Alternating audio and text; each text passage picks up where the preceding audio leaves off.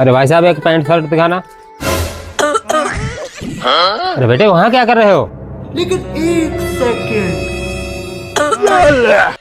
अरे बेटे, तू यहाँ क्या कर रहा है? अरे पापा ये कैसा लग रहा है? अरे वो लेडीज कपड़े हैं, उसे क्यों पहन रहा है? अरे कहाँ चला गया? अरे तू ऊपर ही क्या कर रहा है? नीचे शोरूम पे कपड़े खरीदना है।